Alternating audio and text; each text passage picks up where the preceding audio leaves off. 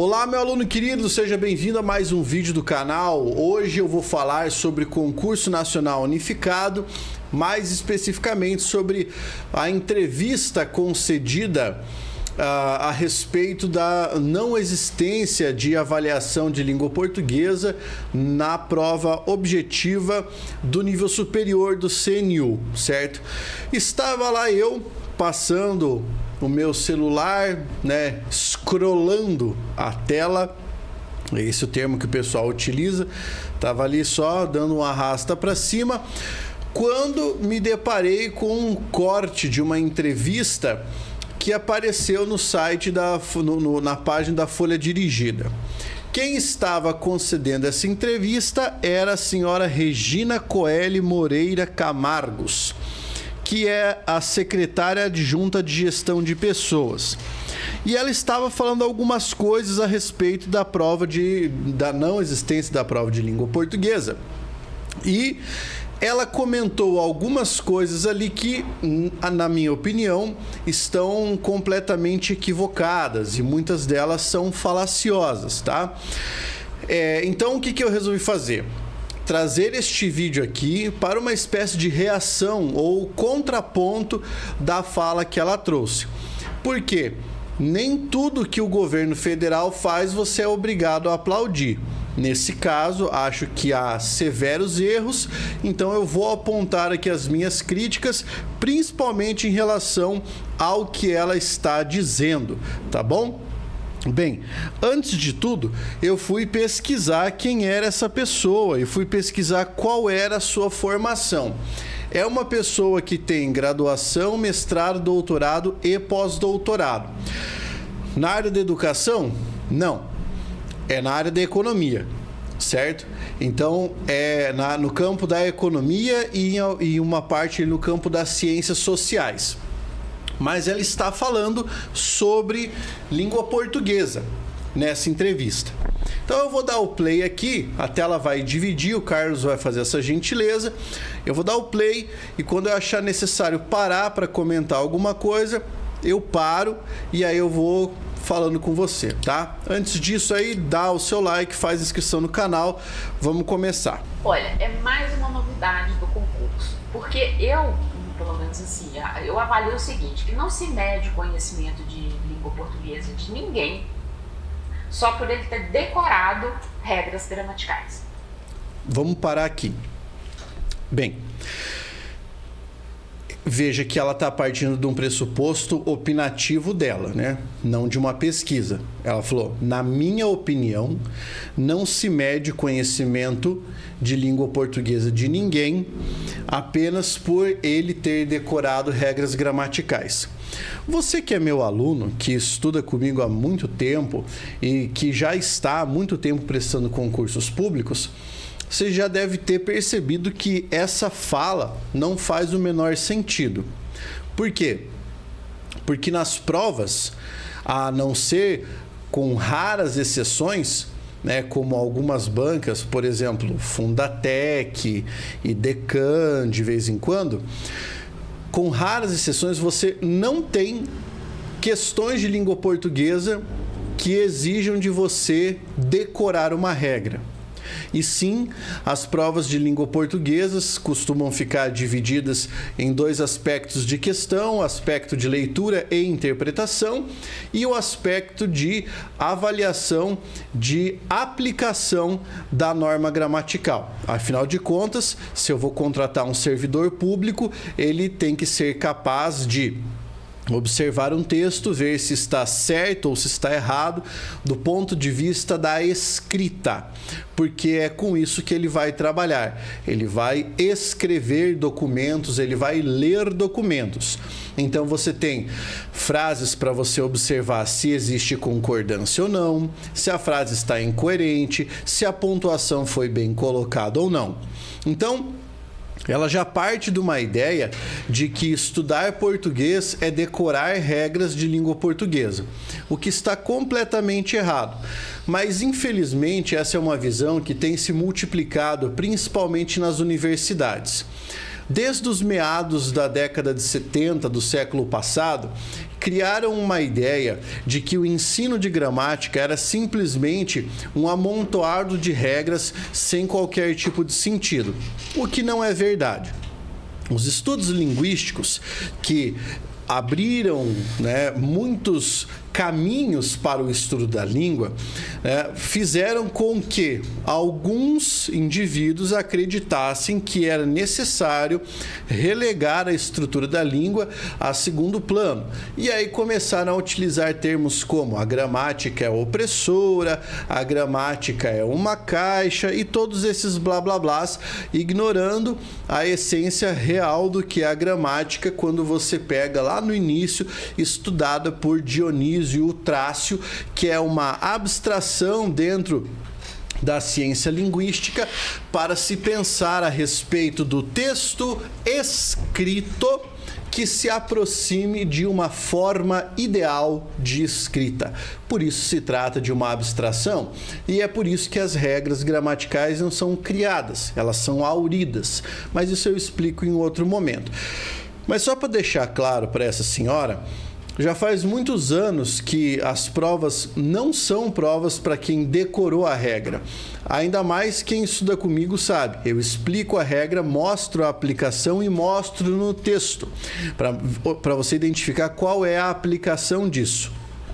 Agora, ainda que fossem decorebas, ainda que fossem regras a serem decoradas, por que é lícito você fazer um exame que pede para o candidato decorar, por exemplo, os princípios constitucionais e os artigos da Constituição Federal, mas ele não pode decorar regras da língua que ele utiliza todos os dias? Por que seria lícito eu cobrar numa prova de um concurso público a decoreba, né, de conceitos a respeito de sexo e sexualidade que estão colocados neste edital e não cobrar a decoreba, já que é assim que ela quer mencionar, de questões de língua portuguesa? Por que é lícito de um lado e não do outro? Talvez a gente descubra mais sobre isso continuando com o vídeo dessa senhora. Eu conheço gente que sabe regra gramatical na ponta da língua, mas não sabe escrever um bom texto. Parou. De novo, essa é uma frase completamente falaciosa. Por quê? Porque quando você diz eu conheço muita gente que, eu não sei quem é, eu não sei qual é o seu critério utilizado para avaliar isso, eu tenho que confiar na sua palavra. Certo? Então, isso me lembra muito daqueles casos de pessoas preconceituosas que falam, não, eu não tenho preconceito, eu conheço até amigos que são assim. Tá? O que ela está dizendo aqui é um grande absurdo. Ela diz o seguinte: eu conheço pessoas que têm a gramática na ponta da língua, mas não sabem escrever um texto. Em primeiro lugar, se tivessem a gramática na ponta da língua, entenderiam muito bem a articulação e as estruturas do idioma português. Então, teriam competência suficiente para escrever um texto. Isso que ela deu foi uma orelhada. Certo? Foi uma orelhada. Foi dizer assim, ó, para reforçar o meu argumento, eu vou dizer que eu conheço gente que não entende gramática e sabe escrever um bom texto. Certo? Calma que a situação vai continuar. Porque o contrário é verdadeiro. Por exemplo, você ter pessoas que não entendem coisa alguma de língua portuguesa, que não sabem coisa alguma de gramática, e a principal queixa é: eu não sei escrever uma redação. Pois é, porque tudo isso caminha junto. E na cabeça dela, não. Na cabeça dela, essas coisas caminham separadamente. Mas acompanha comigo a continuação dessa fala. Não tem capacidade de interpretação disso. Eu conheço gente que tem um baita texto, escreve maravilhosamente bem, e se você perguntar para ela, isso é um advérbio pronomial do segundo nível, ela vai falar, oi, não sei, né? Principalmente porque se você perguntar o que é um advérbio pronomial, do jeito que ela falou, de segundo nível, ninguém vai saber, porque não existe, né? Isso não existe. A prova de que a pessoa realmente não sabe língua portuguesa é ela mencionar isso aqui. Tá, um advérbio existe, mas um advérbio não é um advérbio pronominal, né? Não é nem pronomial, como ela falou. Pronomial talvez seja na língua dos gatinhos. Põe um gatinho aqui fofinho, Carlão, pra gente quebrar o gelo. E assim, de segundo nível, o que é isso? E novamente ela ataca com essa. Eu conheço gente que escreve maravilhosamente bem. E se você perguntar o que é isso, ela não sabe dizer. Mas, pera lá. Você está falando do quê? Você está falando de escrita técnica ou você está falando de escrita artística? Porque daí, vamos lá, eu estou contratando o servidor público para ele escrever Morte e Vida Severina? É isso? Eu estou contratando o servidor público para na hora que ele estiver redigindo o ofício ali, ele redigir um texto do Guimarães Rosa, que precisa utilizar os neologismos e a linguagem cabocla? É para isso que serve? Porque assim, até o ponto em que os meus conhecimentos a respeito de redação de correspondências oficiais chegam, você tem um manual prescritivo chamado Manual de Redação da Presidência da República, que diz que um dos elementos fundamentais para a escrita dos textos na administração pública federal é a adequação à norma padrão da língua. Isso está escrito lá. Talvez essa pessoa que esteja trabalhando para o governo federal sequer tenha visto isso no manual, né? Mas vamos continuar aqui com a análise. Conceito, né? Eu mesmo sou uma dessas pessoas, né? Deu para perceber. Mestrado, doutorado, graduação, mestrado, doutorado, pós-doutorado. Não me pergunte o que é advérbio, coordenado, que eu não sei o que eu não vou saber dizer. Pois é, mesmo porque advérbio coordenado foi um nome que ela acabou de inventar, né? Então não tem como ela saber dizer. E ela disse que fez graduação, pós-graduação, mestrado e doutorado. Então, pelo jeito, ela deve ter terminado o texto e passado para um professor de português, né? Esses malditos que insistem em ensinar regras gramaticais, ela deve ter passado para um desses malditos revisores aplicar as regras que ela não conhecia no texto que ela escreveu. Porque se não fez isso, eu imagino como deva ter sido a construção textual. Se uma pessoa não sabe o que é um advérbio, não entende como colocar a pontuação numa frase, afinal de contas, quem critica o estudo da estrutura gramatical é justamente a pessoa que não sabe para que ela serve. Ah, eu não entendo isso, eu também não sei para o que serve, eu vou criticar. Assim como eu poderia criticar aqui para você o estudo de números complexos na matemática ou números irracionais. Por que eu vou estudar isso? Eu não sei para que serve, eu não sei se eu vou usar isso aí na minha vida, então que tal todo mundo parar de estudar essa parada? Que tal todo mundo parar de estudar, por exemplo, direito tributário? Afinal de contas, eu conheço pessoas ótimas. O Carlão, por exemplo, que está aqui, uma pessoa ótima, maravilhosa, o cara perfumado, vai para academia, vive sua vida, edita uns vídeos aqui, ó, que mata a pau, mas se você perguntar para ele direito tributário, ele não vai saber te responder. E aí? O Will também, cara. O Will faz aqui a nossa gerência de tráfego, é um cara espetacular. O Gustavo também, que está ali do lado, capturando a imagem com auxílio da câmera. São pessoas fabulosas, mas se eu perguntar para eles como é que eu faço o cálculo da aceleração num corpo no espaço, eles não vão saber. Isso significa, então, que eu não preciso mais cobrar física do conhecimento do aluno do ensino médio, que eu não preciso mais cobrar matemática do conhecimento de qualquer pessoa, que eu não preciso cobrar informática, por exemplo, que também desapareceu da prova. O servidor público vai trabalhar com o sistema lá, com o computador, o dia inteiro praticamente, mas ele não tem que saber mexer, por exemplo, nos aplicativos, nos processadores de texto. Não precisa. Ele precisa fazer uma tabela no Excel, mas ele não precisa entender de Excel também. Porque eu estou estendendo isso para outras matérias que foram parar, assim, nas cucuias com esse novo edital. Então, o servidor público não precisa saber isso aí. Né? Ela está partindo do pressuposto de que isso não se avalia, ou sei lá, que talvez todo mundo saiba, mas no fim das contas, o Carlão é uma ótima pessoa. Então, não importa que ele não saiba Excel, Word, que ele não saiba escrever um texto, ou que se ele vai escrever, por exemplo, ele escreva, sei lá, governo federal, ele troque o G pelo J, escreva governo federal. Não importa, né?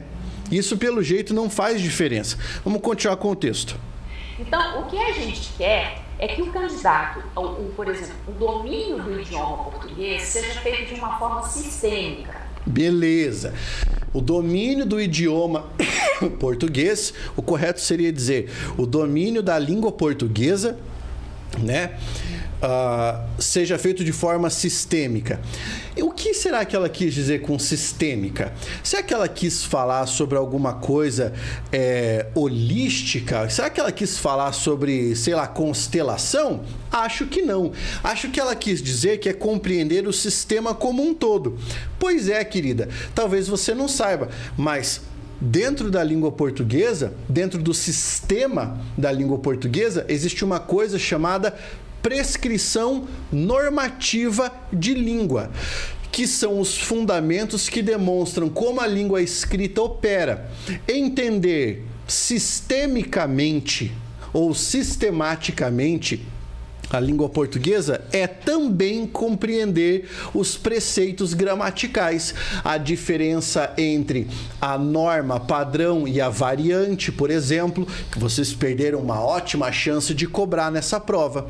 Mas, enfim, ela fala uma coisa e depois se desdiz, né? Argumento esquizofrênico. Eu saiba ler o texto, interpretá-lo, eu saiba fazer uma redação coerente, com frases inteligíveis, com raciocínio, com uma argumentação inteligível, com uma argumentação racional. Isso é saber escrever, isso é ter domínio do idioma.